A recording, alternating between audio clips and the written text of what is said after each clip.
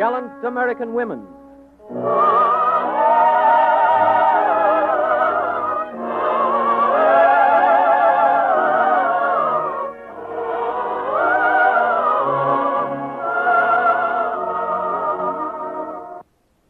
This is the story of women who have helped to develop the American way of life. Daughters of destiny, mothers of might, co-makers of history. Women whose names are written large upon the honor rolls of our nation's great. Women courageous, who have served and sacrificed, worked and dreamed, pioneered and persevered. Women whose names, deeds, and claims to fame have often been forgotten.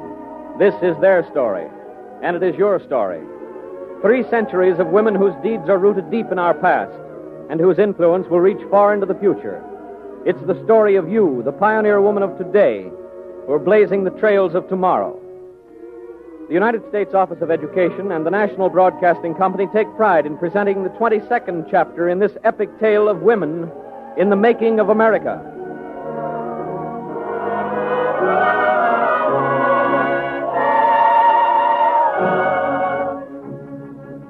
Today we bring you the story of 250,000 women in white, women in nursing.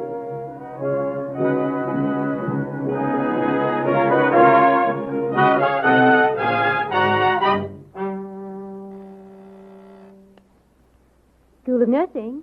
Yes, I'll connect you. Pardon me, can you direct me to the superintendent of nurses? Into the hall and turn to your right. Thank you. School of Nursing? No, Miss Brown is off duty. You're welcome.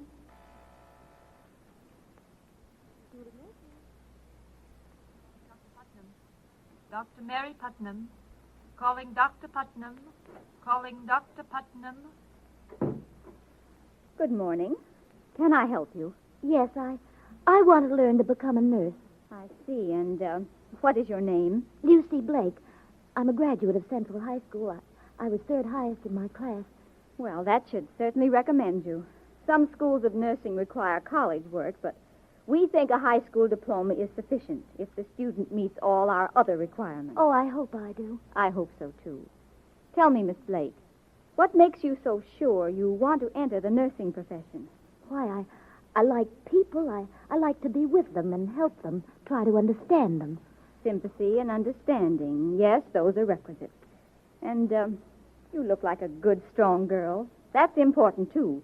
You know, nursing isn't just wearing a white uniform and taking temperatures. I know. I must carry trays and lift patients and bathe them and make beds, but I don't care what I have to do. I just want to be a nurse. Well, if you are, I hope you'll be a good nurse. In our profession, Miss Blake, we have a saying that there's nothing so good as a good nurse, and nothing so bad as a bad one. Well, I'll do my very best. I'm sure you will. This year, there are 25,000 young people like you, most of them girls, entering the 1,400 schools of nursing in this country. Some of them will never become nurses. Here in this school, before we finally admit students to our 3-year course, we put them through a test period. A test period? Yes. Your first 4 months will be spent in the classroom in intensive study. After that, you will be gradually introduced to caring for the sick in the wards. 1 month of such experience will help you decide whether or not you really want to learn to become a nurse. But I know now that And it will help us to decide whether or not you're fitted for the profession. Oh, I see. I hope we shall both agree upon the answer, Miss Blake. If we do, you will receive the official badge of acceptance, your student nurse's cap.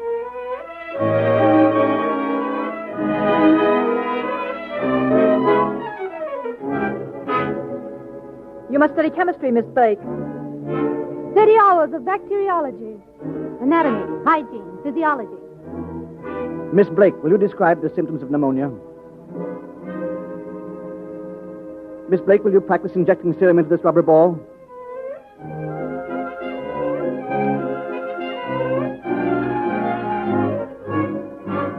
It's against the ethics of the nursing profession, Miss Blake, for a nurse to contradict a doctor. Miss Blake, why didn't you give this patient a sedative? You see, it's the doctor's job to diagnose and prescribe, and the nurse's job to care for the patient.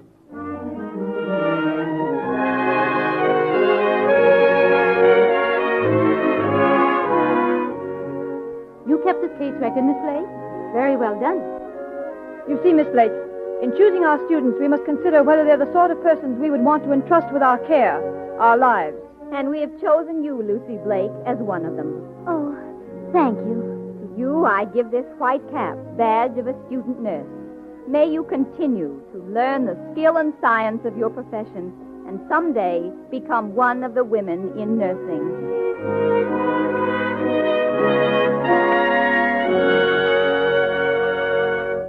Women in nursing, a profession that requires years of study and patient skill. A profession second only to teaching in the number of women it employs. Nursing, a profession created largely by women themselves, now standardized to conform to the best medical practices. In early America, as in every other age and country, all women did what they could to nurse the sick whenever their services were needed. But except for the nuns of many religious orders, their nursing was usually confined to their families and neighbors. In the early years of the United States, when plagues of cholera and yellow fever swept the growing cities, and a dreaded death stalked from town to town, women banded together to stop its march. But their work was never organized on a large scale until a greater disaster than any other suddenly threatened the life of the nation. It is a day in April, 1861. In the hospital at Trenton, New Jersey, a frail little woman is resting after a trip to England. Her name is Dorothea Dix, famous as the woman who improved prison conditions in America and established separate institutions for the insane. She has just returned from an inspection of English prisons and hospitals at the request of Queen Victoria. Now she is resting.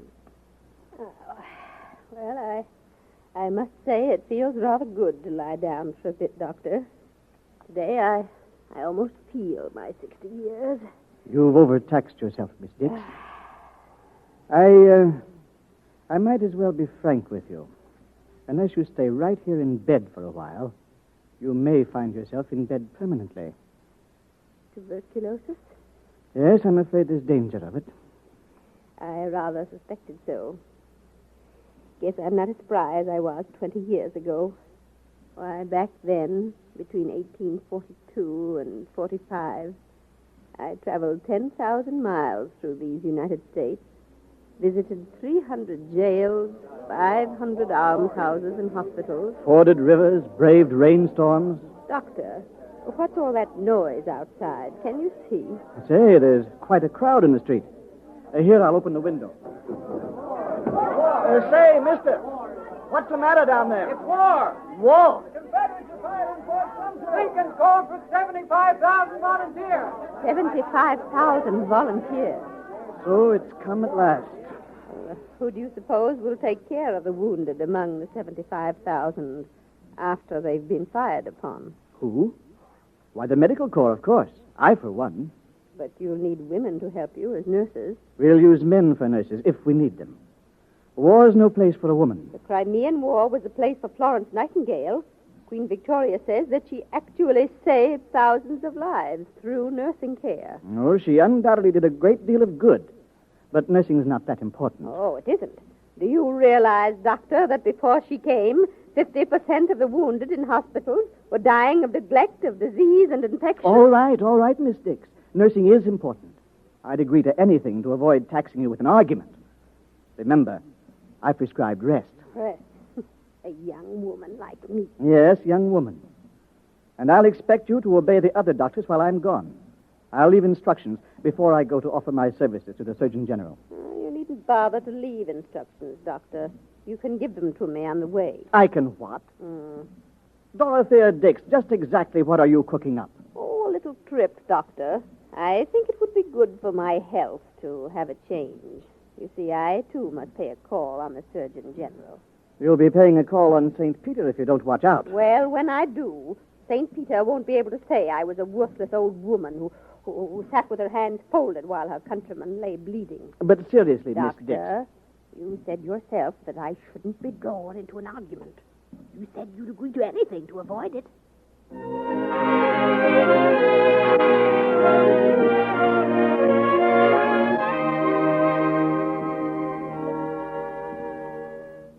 And so, Mr. Surgeon General, I've come to volunteer.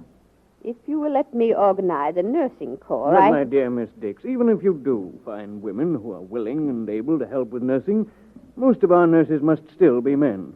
They'd never take orders from a woman. Well, then just let me organize the women nurses. But even that would be very irregular. To appoint a woman to such a responsible position, especially in time of war. Well, perhaps you're right. Perhaps you should appoint a man to choose the nurses. Well, in that case, I might as well go right back to rest. He'd never choose me with my wrinkles and white hair. I see your point. All right, Miss Dix. I shall make you superintendent of women nurses, with full authority to select and assign women nurses to general or permanent military hospitals.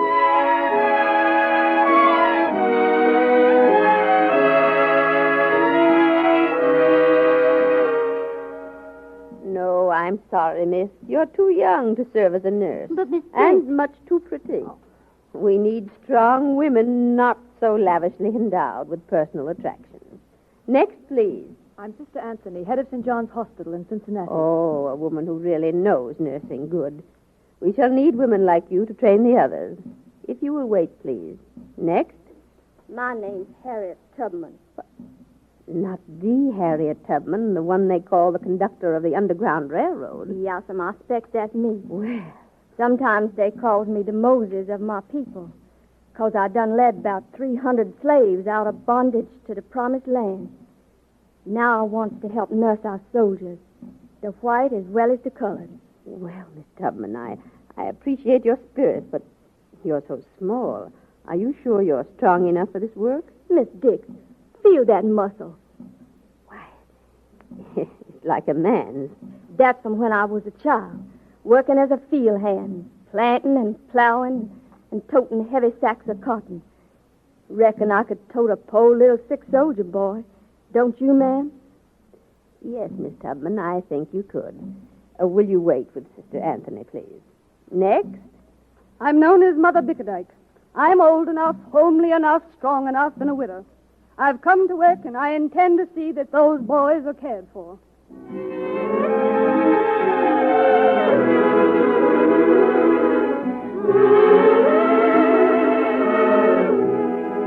Gallant American women, hundreds of them volunteering as nurses. Women of all kinds and creeds, working together for a common cause. North and South, that cause was the same, the life of the soldiers. As men rallied to face death, women rose to defeat that death with every weapon at their command. Women of the South, tearing their tablecloths into bandages, making substitute medicines, or braving the Union lines to smuggle in Northern medicines, and hiding the packets in their quilted petticoats. Women of the North, trading their medicines for Southern food supplies, holding fairs to raise money for the Army's Sanitary Commission. Confederate and Union, their work bred great leaders. In the South, there was Captain Sally Tompkins, who secured a military commission so that she might conduct her own hospital. In the North, there was Mother Bickerdike. Mother Bickerdike, beloved by the lowly soldiers whom she nursed through 19 battles, feared by any inefficient officers. The tale is told of one morning in a Memphis hospital when Mother Bickerdike found her boys unfed. What's the matter here? Why haven't these soldiers had their breakfast? Why, the surgeon for this ward hasn't come in yet, ma'am. We can't feed them until he gives the order for their special diet. No? Well, I'll give the orders then. You scamper out and fetch some soup. Yes, ma'am. And you there. Yes, ma'am. You can help me pour this coffee. But Mother Bickerdike, what'll the surgeon say? Who cares what he says? A drunken loafer. The fine way he attends to duty. Here. Give this cup of coffee to that boy with the bandaged head. What's going on here? Who gave orders to feed these men? I did. You miserable, drunken, heartless scalawag. Mrs. Bickerdike, I've told you before that all control and direction here belongs to the medical officer in charge. So you can sleep, eh? And leave these fainting, suffering men go till noon without food or attention? What do you mean by such conduct, sir? Your shoulder strap should be taken from you. Why, you... I shall demand your dismissal, sir. I shall report you for criminal neglect of duty. You do it, I'll go directly to General Sherman. Go where you like. I'll do all I can to have those shoulder straps off you in 3 days.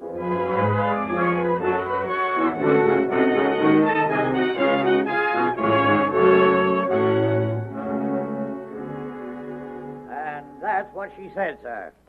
General Sherman, that woman must be dismissed. She assumed entirely too much authority. What woman is it, Doctor? Why, that spiteful old hag Bickerdike. Oh, Mother Bickerdike. Well, she's beyond me. She has more power than I. You'll have to go to President Lincoln about it.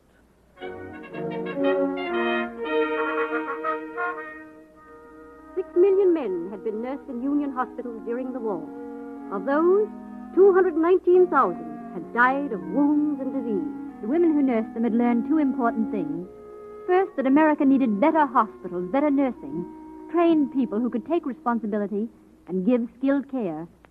Secondly, the women had learned that they must do it. The smoke of battle had barely cleared away before one of these women, Louisa Lee Schuyler, was sitting in an office at Bellevue Hospital talking with one of the doctors. Dr. Wiley, some of us women who are active in the Sanitary Commission have now organized a Charities Aid Association for the state of New York.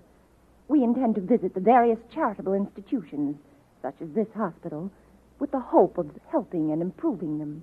Well, do our other doctors know about this? Not yet. I've come to you because I know you feel that the conditions here could be improved. Well, I used to think so, Miss Schuyler, but there's so much graft involved. Doctor, we've learned that one way of improving hospitals is by improving the nursing personnel. If we could only have a training school here in America with a woman in charge of the nurses, as Miss Nightingale recommends. Miss Schuyler, if there's any way in which I can aid such a project, I'll be glad to do it. There is a way, Doctor. You can persuade the other men on the medical board to let us use Bellevue Hospital as our training school. Bellevue? You mean let young, inexperienced women come in here to nurse our patients? Well, I thought perhaps, since it's a charity hospital... Oh, you think they might endanger the patients' lives? Endanger the patients? Miss Schuyler, have you ever seen our patients? No, but... Oh, come with me. We'll visit the women's surgical ward. Of course, the situation would be even worse in the men's wards. Well, if it's the character of our students you're worried about, Doctor, I assure you we choose only the finest type. Wait till you see. Here, through this door. Goodness. Follow me and look, but don't speak too loud. Look at the unmade beds, the filthy clothing. It looks as if it hadn't been washed for weeks. It hasn't, only boiled. There's no soap in the laundry. But all this dirt on the floor. I should think there'd be rats. There are. At night, they eat the crumbs that fall from that table in the center of the room. See where the nurse is dumping out her bag of food? Feeding time. You see, the convalescents help themselves and then serve those that are in bed, if there's anything left. Oh, it's incredible. And there's the bathroom, where the nurse sleeps. Of course, the only tub is filled with rubbish. And that nurse, as you call her, she's entrusted with the care of all these women. Oh, she has a couple of assistants. See that old woman with the straggly hair? Yes. She was loaned to us by the prison workhouse. A convict, serving as a nurse. Oh, she's not dangerous. Just charged with drunkenness and disorderly conduct. Dr. Wiley. Seen enough? Let's go out. I didn't dream that such conditions existed. Now, do you think you want to bring your young women into this place? Now I'm sure of it. Well, I'd hope you'd say that. God knows we need you here. Of course, you'll meet with opposition from some of the doctors. Opposition or no, I'll never be able to rest again until this place is cleaned up. Good. I'll help you all I can, Miss Schuyler. But you must be very careful not to be seen with me. It might cost me my position here if anyone knew I had a hand in it. Of course, Dr. Wiley. We shall be most discreet until we have our training school. It opened in May 1873, that first American training school founded on the Nightingale system. The first and most important step toward making nursing a profession. And every step of the way, the women had to struggle against opposition. No, of course you can't have the gas turned on full at night. If you want to see the patients' faces, you'll have to use candles. 2 candles a week. If you need any more, you'll have to buy them yourself. It's all Tommy rot anyhow, this idea of having a nurse on duty at night. We got along all right before with only a night watchman. He always reported it if he saw anybody in his rounds who looked like he was very sick or dying. Of course, he missed one now and then, but what if he did? This is a charity hospital.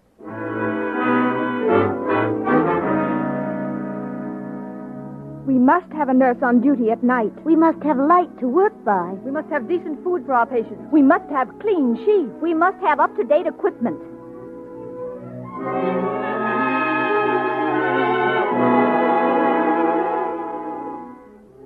So they built a profession, those women in nursing, and built better hospitals along with it. Nurse Richards, these notes you took last night showing the changes in condition of that pneumonia patient, did you intend them for me? Why, no, Dr. Wiley. I made them for one of the student nurses who has to write a case history of that patient. I hope you don't mind. Mind? Why, I think it's a wonderful idea. After this, we shall keep a record of every patient. It will be an invaluable aid to the doctors. We must have more training schools, better teachers. We must have better working hours. No nurse can give efficient service if she has to work 18 hours a day. We must have higher wages so that women can make a career of nursing. We shall never secure the best type of student while nursing pays only $12 a month.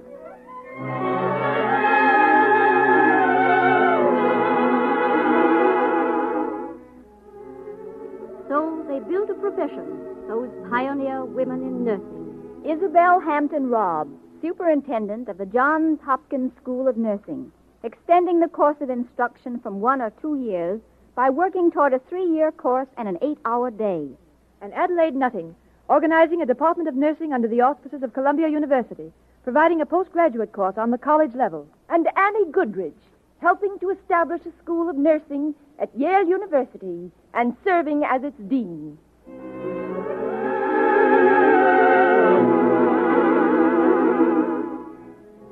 So they built.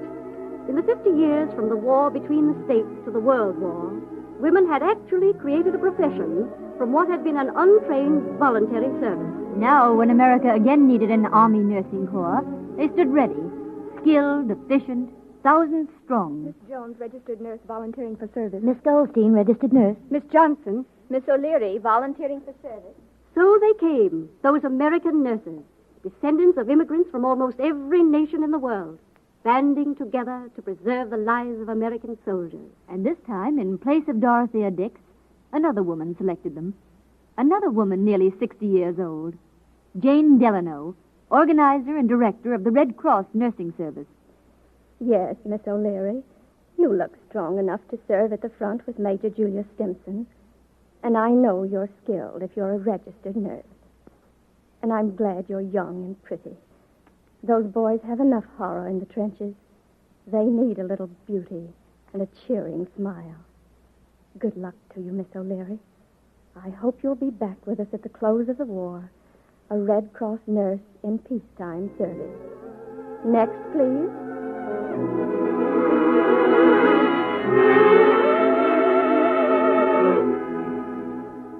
Women in nursing, feeding and clothing the victims of floods, bandaging burns after disastrous fires.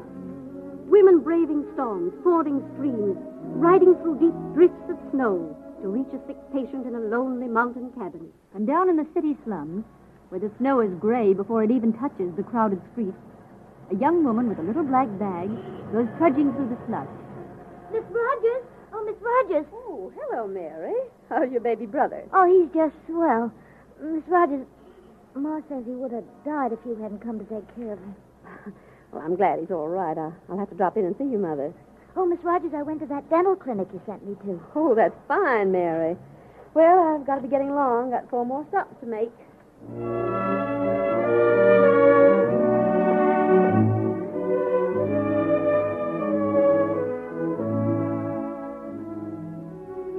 The visiting nurse, a disciple of Lillian Walls, who opened her house on Henry Street in 1893 and started her pilgrimage to the stricken poor on New York's Lower East Side. Today, there are 265 Henry Street nurses of different races and creeds making their rounds in New York City. Part of a gallant army of women, skilled in a profession of their own making, working together in homes and schools and hospitals for a common cause. This year, 20,000 student nurses will graduate to join that army. 20,000 new recruits. Miss Betty Brown, graduate nurse. Miss Rosa Pinelli. Miss Lucy Blake. Yes, you girls are now graduate nurses. When you've passed the state board examinations, you will be recognized as graduate registered nurses. From there on, the field is unlimited. Hundreds of you will go into hospitals, others into public health nursing and private homes. Some of you will become teachers. But wherever you go, whatever you do, remember that yours is a position of trust. Whether you stand guard through the night, counting the heartbeats of a sleeping child, or whether you bathe and dress that child while his mother lies ill, do your job well. No devotion is too great, no task too menial for a good nurse. And remember, there is nothing so good as a good nurse.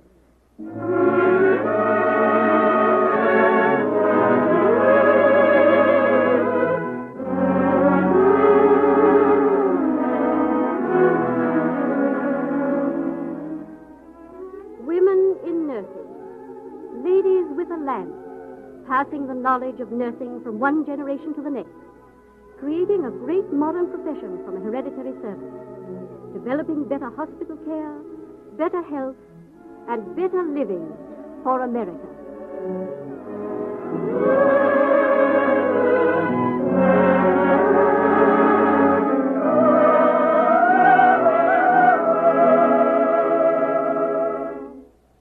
You have heard the 22nd chapter in the panorama of Gallant American Women. Today's program was devoted to women in nursing. Next week, we bring you the story of taverns and tea rooms, and the week following, women in science. In presenting these educational radio programs, the United States Office of Education endeavors to treat all problems and subject matter in a strictly nonpartisan spirit.